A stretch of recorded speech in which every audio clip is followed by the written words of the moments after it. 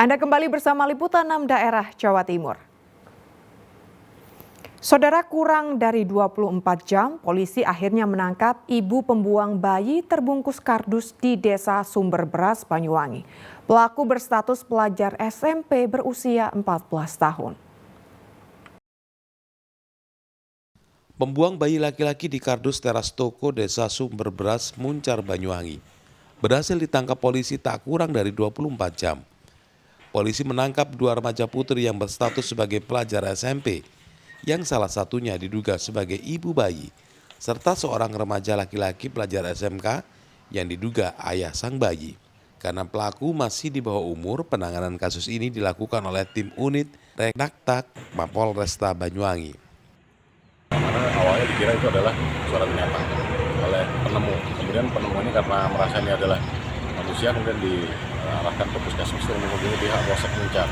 Nah, dengan kecepatan gerak daripada anggota Polsek Muncar, tidak lebih dari 24 jam sudah diketahui siapa yang membuang bayi tersebut. Kemudian dari situ ditelusuri, akhirnya yang membuang atau mungkin ini diduga yang membantu daripada ibu biologisnya, kami karena informasi ini masih pelajar sudah diamankan.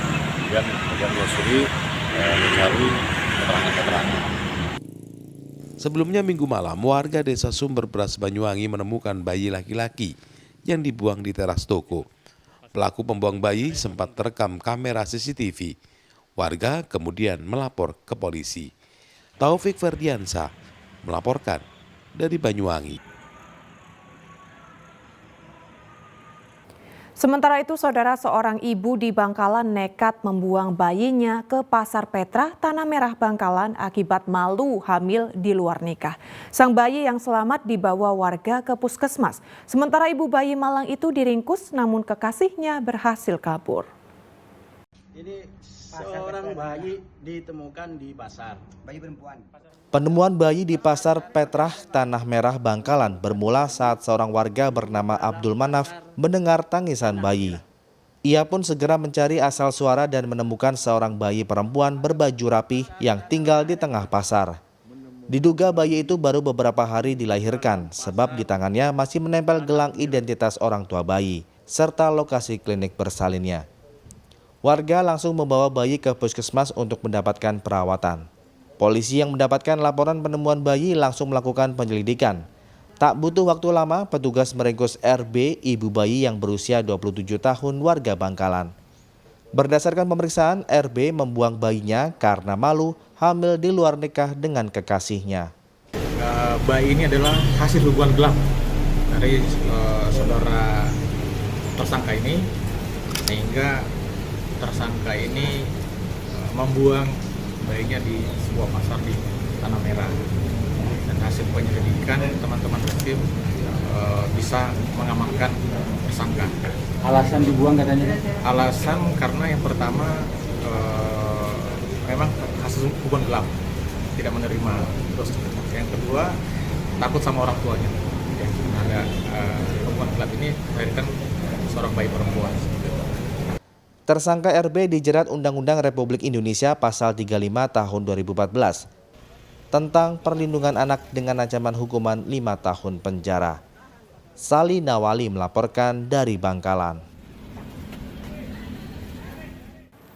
Saudara, polisi menetapkan 17 santri pesantren di Blitar sebagai tersangka penganiayaan sesama santri yang mengakibatkan korban tewas. Korban dianiaya para tersangka usai dituduh mencuri uang.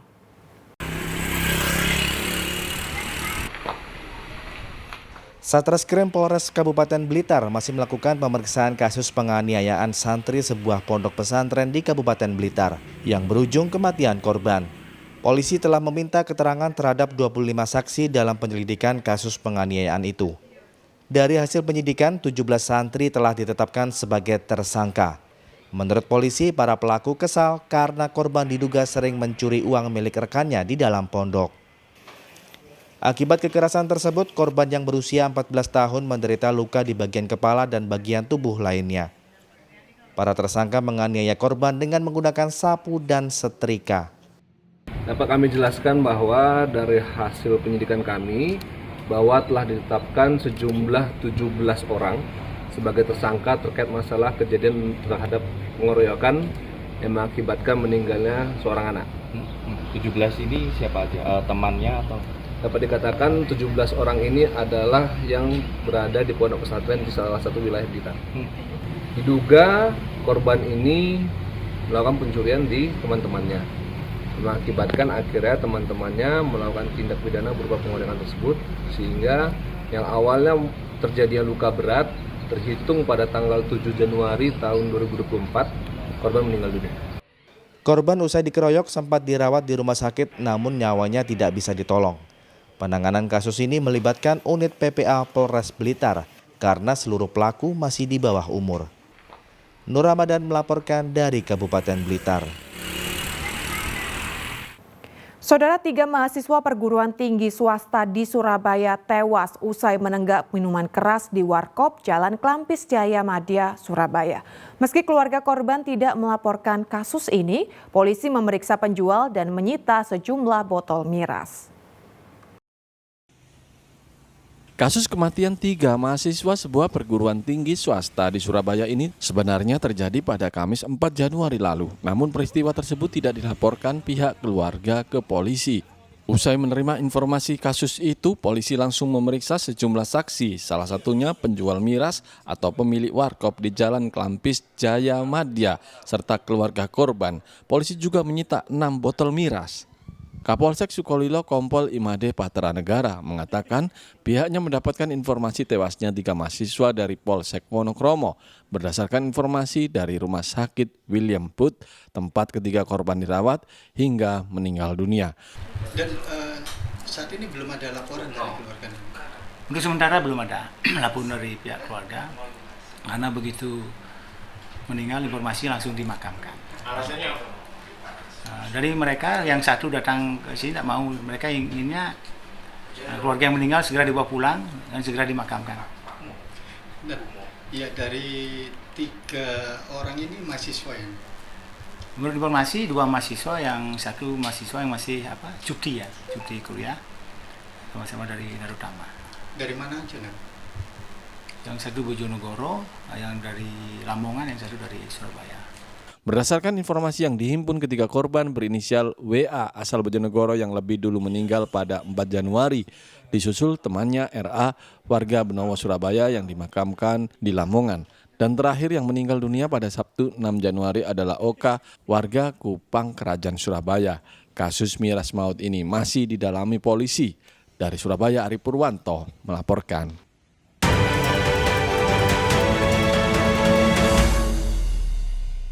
Kita ke informasi pemilu, Saudara. Ratusan ibu rumah tangga di Kabupaten Mojokerto dilibatkan Komisi Pemilihan Umum Daerah untuk menyortir dan melipat surat suara pemilu 2024.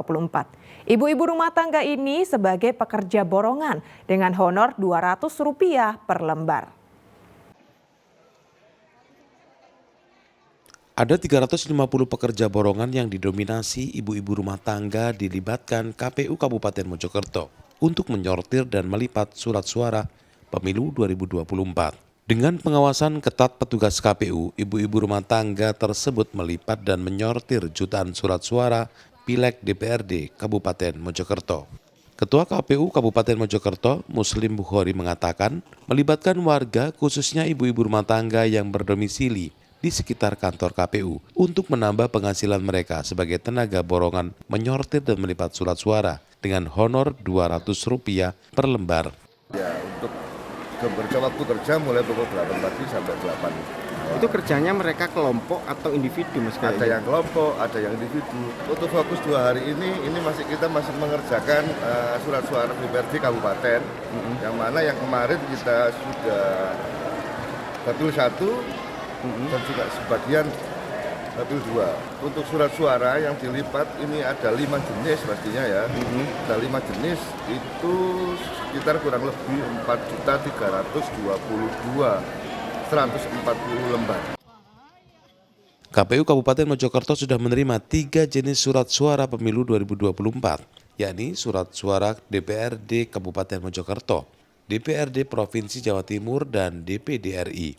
Sementara surat suara DPR RI dan Pilpres belum dikirim oleh penyedia.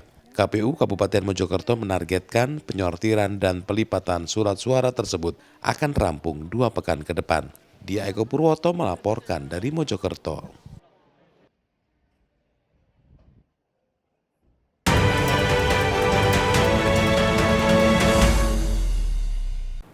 Usai jeda akan ada informasi 2 rumah di bantaran Sungai Kota Malang runtuh akibat tanah longsor.